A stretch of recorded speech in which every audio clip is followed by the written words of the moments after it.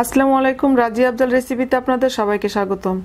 আজ আমি আপনাদের সাথে ইফতারের খুব জনপ্রিয় একটি রেসিপি শেয়ার করছি, আর সেটা হচ্ছে ডিমের চপ। এই ডিমের চপ অনেকেই অনেকভাবে বানায় এবং খেতে অনেক মজা হয়। আমি আশা করছি আমার রেসিপিটি আপনাদের কাছে ভালো লাগবে। ভালো লাগলে আমার চ্যানেলের আরও অনেক নতুন নতুন রেসিপি পেতে প্লিজ আমার চ্যানেলটিকে সাবস্ক্রাইব করবেন, আর আমার রেসিপিটি আপনাদের ফ্রেন্ডস অ্যান্ড ফ্যামিলিকে শেয়ার করবেন। ডিম চপ বানানোর জন্য আমি 4টা মিডিয়াম সাইজের আলু সেদ্ধ করে ভর্তা করে রেখেছি। হাফ কাপ পেঁয়াজ কুচি করে ভেজে নিয়েছি। 4টা শুকনো মরিচ ভেজে নিয়েছি। কিছু ধনেপাতা কুচি নিয়েছি। 2টা ডিম সেদ্ধ করে গোল গোল টুকরো করে কেটে নিয়েছি।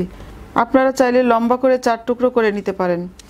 একটা ডিম আমি এখানে ভেঙে নিয়েছি স্বাদমতো লবণ আর সামান্য গোলমরিচ গুঁড়ো। এখানে আমি হাফ কাপ ব্রেড ক্রাম্বস নিয়েছি। আপনাদের কাছে ব্রেড ক্রাম্বস না থাকলে আপনারা টোস্ট বিস্কিটের গুঁড়াও ইউজ করতে পারেন। প্রথমে আমি আলুর ভর্তাটা মাখিয়ে নিব। এর জন্য শুকনো মরিচের সাথে স্বাদমতো লবণ দিয়ে মরিচটা গুঁড়ো করে নিচ্ছি। এখন এই লবণ মরিচের গুঁড়োটা দিয়ে দিচ্ছি ভেজে রাখা পেঁয়াজ আর ধনেপাতা কুচি। এখন হাত দিয়ে ভালোভাবে মেখে ভর্তাটা বানিয়ে নিব। আমার আলুর ভর্তাটা বানানো হয়ে গেছে। এখন আমি চপ বানানোর জন্য কিছু ভর্তা নিয়ে প্রথমে এভাবে গোল বানিয়ে 2 হাত দিয়ে চেপে চেপে ছড়িয়ে নিচ্ছি। এবার একটা ডিমের টুকরো নিয়ে মাঝখানে বসিয়ে দিয়েছি। এখন এটাকে আমি চারিপাশ থেকে এভাবে মুড়িয়ে নিচ্ছি।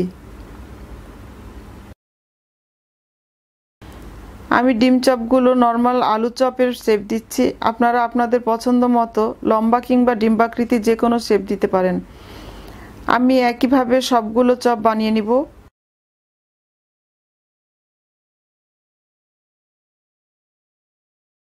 আমার সবগুলো চপ বানানো হয়ে গেছে। চপগুলোকে আমি প্রথমে ব্রেড ক্রাম্বসে গড়িয়ে নিচ্ছি।